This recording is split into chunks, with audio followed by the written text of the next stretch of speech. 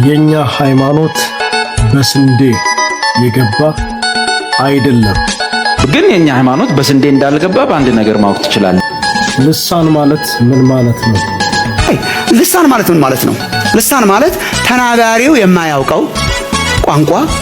የገነኑ ሰባኪዎች ሳይወጡ በፊት አጋንንቶች ይወጡ ነበር።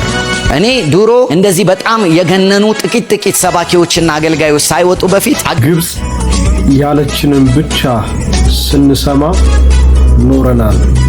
ግብጽ ሁለተኛ ነን። ግብጽ ያለችንን ነው ስንሰማ ይኖር ነው። ገዳም ማለት ምን ማለት ነው? ገዳም ምን ማለት ነው? ገዳም ምድረ በዳ ማለት ነው። ግንበኞች የናቁት ድንጋይ ወይስ ግንበኞች የናቋት ድንጋይ? ግንበኞች የናቋት።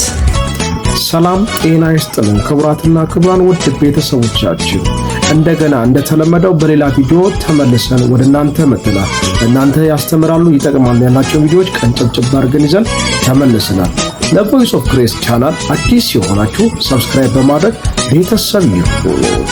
ይህን ቪዲዮ ላይክ በማድረግ እንጀምራለን። ቀጥታ ወደ ቪዲዮአችን እናመራለን።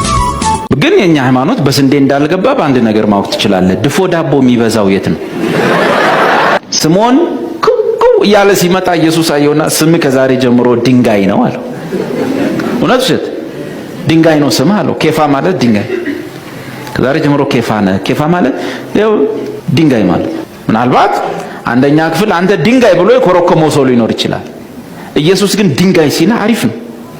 እውነት ውሸት? ጴጥሮስ አልከፋው። እንደውም ደስ ብሎት ብቻውን ድንጋይ ላለመባል በመልእክቱ እሱ ብቻችን ቃል ጻፈ። አንደኛ ጴጥሮስ 2 እናንተም ራሳችሁ ሕያዋን ድንጋዮች ሆናችሁ ማን ድንጋይ ተብሎ ይቀራል? ባጭሩ ምንድነው? አጠገብ ያለውን ሰው ምን በለው ነው? ድንጋይ በለው እስቲ እንደማለት። ይከፋቸዋል? አይከፋቸውም አይደል? አሪፍ ነው። ሲያጠገብ ያለውን ድንጋይ በለው።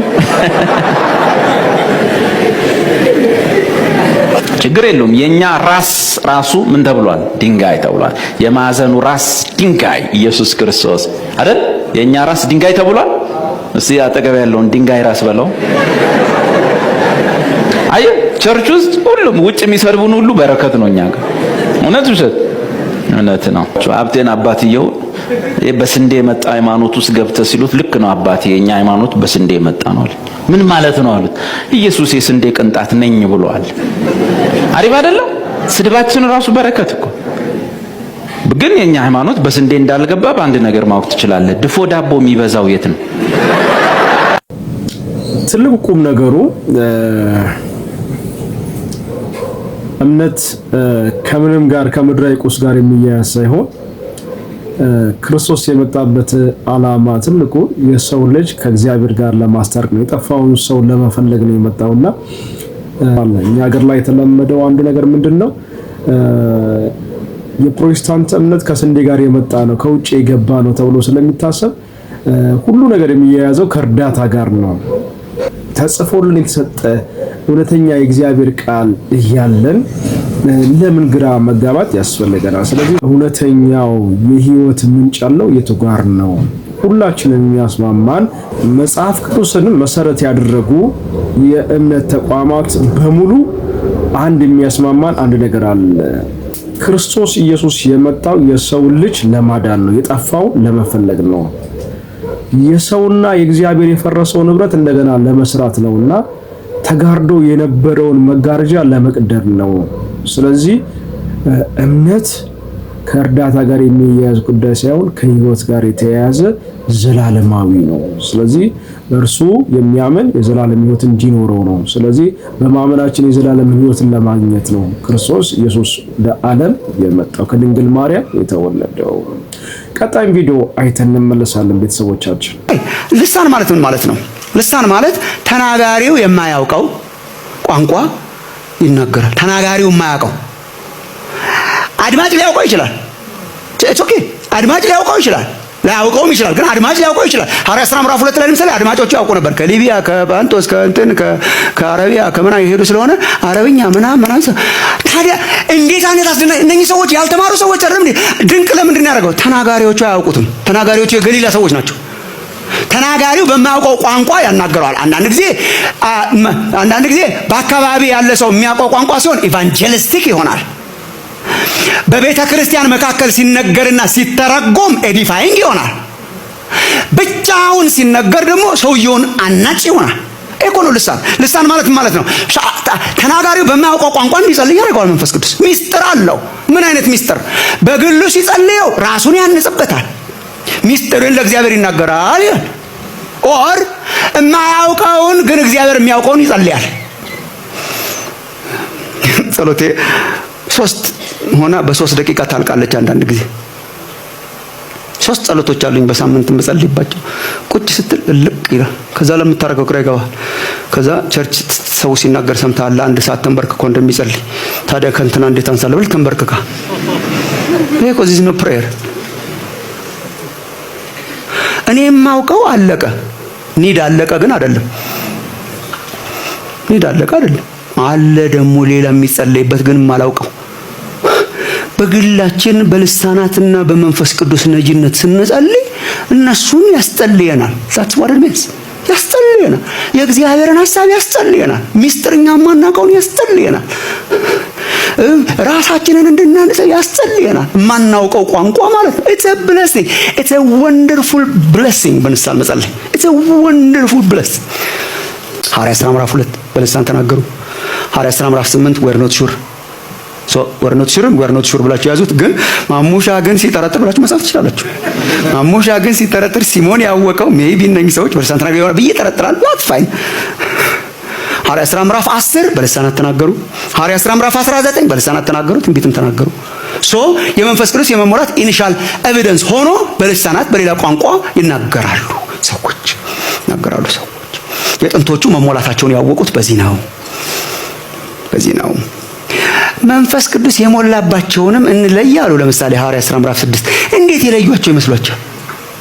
እኔ አላውቅም፣ ግን ቼክ መንፈስ ቅዱስ የሞላባቸውን ምረጡልን 6 ሰዎች አሉ።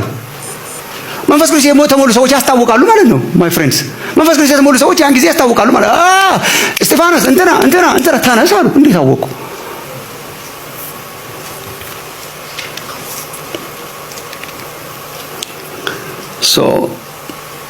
በመንፈስ ቅዱስ የሚሞሉ በልዩ ልሳናት የመጸለይን ስጦታ ይሰጣቸዋል ነው። ሰሞኑን እንግዲህ በዶክተር ማሙሻ ትምህርቶች በጣም እየተባረከን ያለ ነውና ቆንጆ ስለ ልሳን ያስተላልፈው መልእክት ነው። አንዳንዴ ስርዓት ያጡ ጉባኤን የሚረብሹ ጉባኤን የሚበጠብጡ ከእግዚአብሔር ነው ወይ እስክንል ድረስ ጥያቄ የሚያስነሱ በቤተ ክርስቲያን ውስጥ የሚደረጉ የሚጮሁ ጩኸቶች አሉ። ከልክ ያለፉ ጎረቤት የሚረብሹ ሰፈር የሚረብሹ ሰው ዶክተር ማሙሻ ሲናገር ልሳን ራስን ለማነጽ በቤተ ክርስቲያን ውስጥ ደግሞ ተርጓሚ ካለ ሊነገር የሚገባ ነውና ለእግዚአብሔር ቃልም ስንመዝነው ለእግዚአብሔር ቃልም ስናየው ትልቁ መሰረቱ ልሳን ለሰዎችም የሚተላለፍ መልእክት ጭምር ያለው ስለሆነ የምናደርገው ነገር ግን በጥንቃቄና በማስተዋል መሆን አለበት። ባይነኝ እኔም ጨምሬ ጌታ ኢየሱስ ሲባርከው እስካሁን ቮይስ ኦፍ ግሬስ ቻናልን ሰብስክራይብ ያላደረጋችሁ ሰብስክራይብ በማድረግ ቤተሰብ ይሁኑ። ይህን ቪዲዮ ላይክ ያላደረጋችሁ ላይክ አድርጉ። ቀጣዩን ቪዲዮአችንን ተመልክተን እንመለሳለን። እኔ ድሮ እንደዚህ በጣም የገነኑ ጥቂት ሰባኪዎችና አገልጋዮች ሳይወጡ በፊት አጋንንት ይወጣ ነበር። በነገራችን ላይ አጋንንት መውጣት የጀመረው አሁን የቲቪ ፕሮግራም ሲጀመር አይደለም። አጋንንት መውጣት የጀመረው ሙሉ ወንጌል ቀጠና 2 መካነ ኢየሱስ ምናምን የተለያዩ ቸርቾች ውስጥ መሰረተ ክርስቶስ ሁሉም ቸርች ውስጥ ብትሄዱ አጋንንት ይወጣ ነበር። ይወጣ የነበረው ስመጥር ነብይና ሐዋርያቶች በጣም የቲቪ አገልጋዮች ስለተነሱ አይደለም። ይሄ የሴሌብሪቲ መንፈስ እግዚአብሔር በደንብ ያድቅቀው የእግዚአብሔርን ልጅነት የነፈገን ክፉ ነገር ነው። ያን ጊዜ ግን አጋንንቶችን ያወጡ የነበረው በጸሎት የተጉ ልጆች፣ በየሰፈሩ በጸሎት የሚተጉ ልጆች አጋንንት ያወጡ ነበር። አጋንንት ለማውጣት አገልጋይ አይጠራም ነበር። አጋንንት ለማውጣት አማኝ ነበር የሚጠራው። ምክንያቱም ልጅነትን በጸሎት መረዳቱ ባይኖርም በጸሎት ግን ልጅነትን ያረጋገጠ ኮሚኒቲ ነበር። ዋው ድንቅ መልእክት ነች። እንዳሁኑ ዘመን ልታይ የሚባልበት ዘመን ላይ ሳይኮን በፊት የነበሩ መንፈሳዊ ሪቫይቫሎች በጣም የሚያስደንቁ ነበር። ጎረቤት እየተጸለየ ጎረቤት እየተዘመረ አጋንንቶች በሌላ ሰፈር በሌላ መንደር የሚወድቁበት ዘመን ነበረ። መዝሙር ጎረቤት እየተዘመረ ሌላ ቤት ላይ አጋንንት ያለበት ሰው ይወድቅ ነበር፣ ይጮህ ነበር። ከዛስ አገልጋይ ፍለጋ ይዞርም ነበር። መንደር ውስጥ ያለ አማኝ በሰፈር ውስጥ ያለ በክርስትናው የሚታወቅ ሰው ተጠርቶ ይጸልይ ነበር።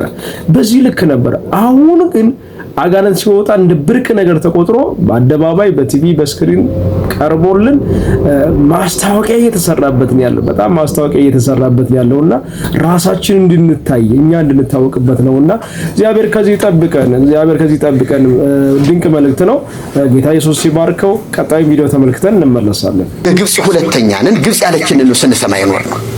ግብጽ ፍትሐ ነገሥት ጽፋ ሰጠችን ሽናታችን ብለን እንዴ የተረገመ ገልጡ መጽሐፍ በሚቀጥለው ለኪን ከጋበስከኝ እሱ መጽሐፍ በመኪና ጭኛ መጣዋለሁ። በጣም ትልቅ መጽሐፍ ነው፣ ግዙፍ ነው፣ በጣም አሳፋሪ መጽሐፍ ነው።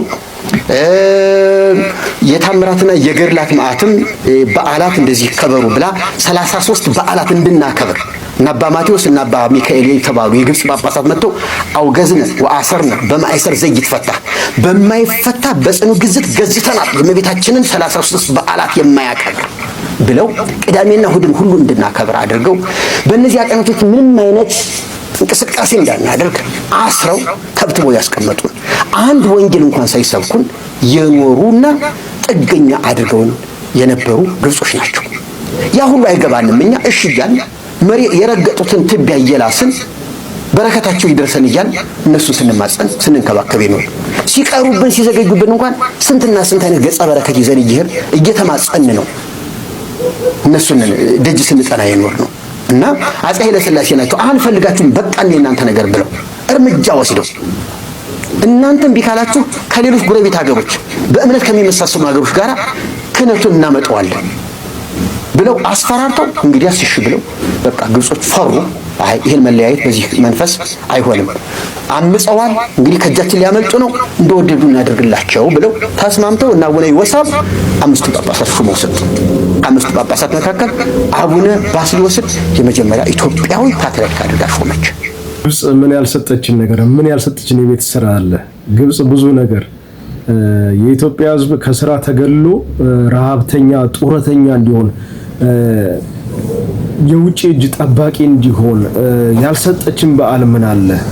ሰነፍን ያደረገችን ስንፍናን የጫነችብን ራሳችን እንዳናለማ ራሳችን ሀገራችን እንዳናሳድግ ተብተባ ይዛ ለዘመና የተቋጠረው ቋጠሮ ስቲል ነው በጣም እያንገዳገደን ያለው ይሄ የሰራችው ትልቅ ሴራ ነውና ለእሷ ታዛዦች ነበር ሲሉ በጣም ያስገርም ነበርና እንግዲህ ብዙ ነገሮች እየተነሱ ወደፊት ይወጣሉና መጽሐፍቶች እየተገለጡ እየተነበቡ በወጡ ቁጥር ከእግዚአብሔር ቃል ስንመዝናቸው ውሃ የማያነሱ ሚዛን የማይደፉ እየሆኑ ይሄዳሉና አሁንም ይቀጥላል ማለት ነው። የኢትዮጵያ ቤተክርስቲያኖች ወደ ታድሶ ውስጥ ይገባሉ። መታደስ ብቻ ወደ ለውጥ ውስጥ ይገባሉ። መለወጥ ብቻ ሳይሆን እውነተኛ ወደ ደቀ መዝሙር ወደ ማፍራት ስራ ውስጥ ይገባል ብዬ አምናለሁ።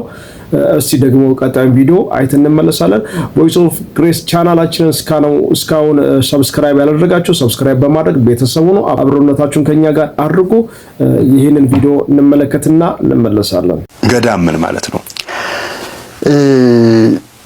ገዳም ምድረ በዳ ማለት ነው። ገዳም ማለት በመጽሐፍ ቅዱስ ውስጥ በግዕዝ ገዳም የሚል ቃል ታገኛለህ።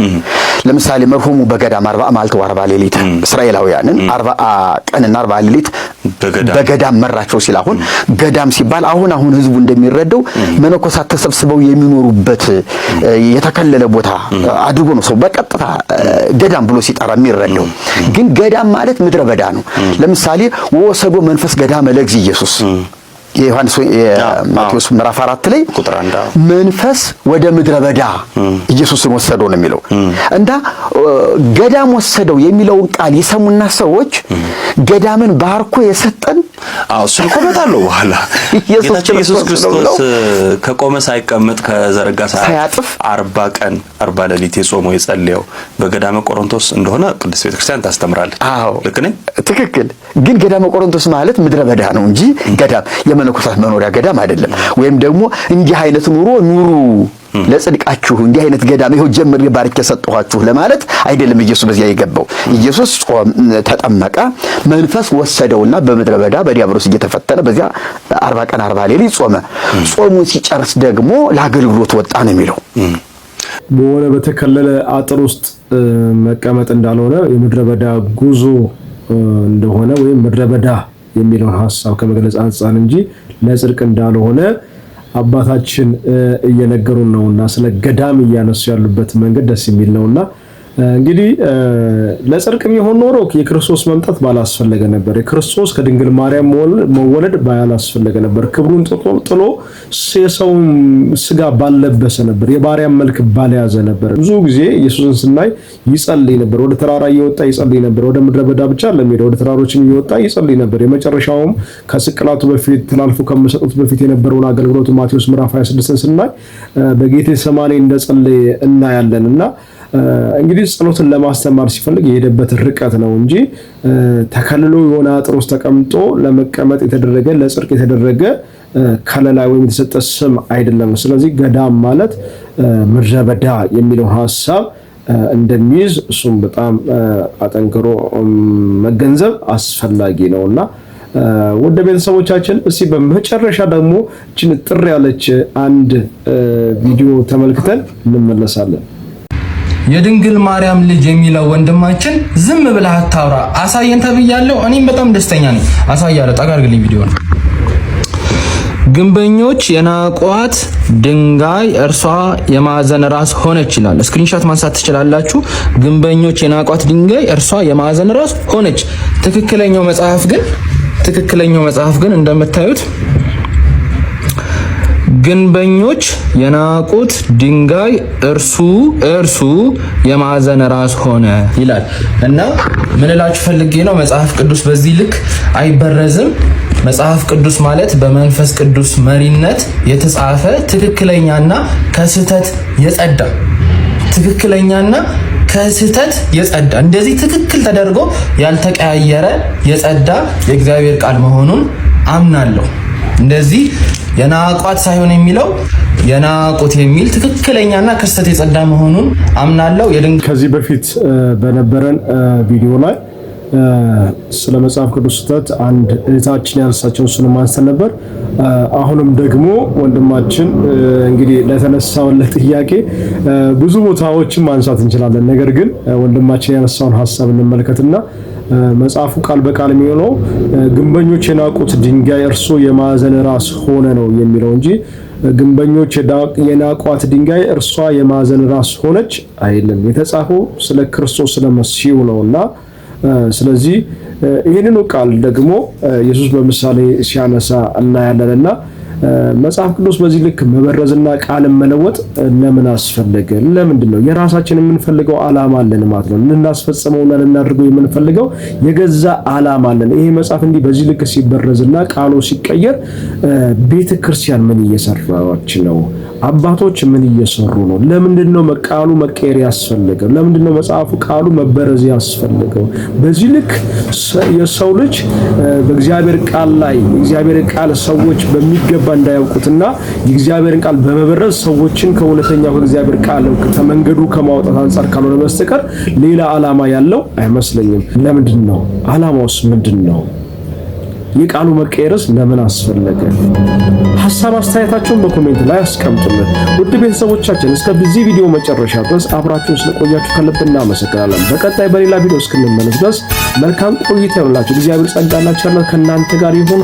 ወዳችኋለሁ። ተባረኩልኝ።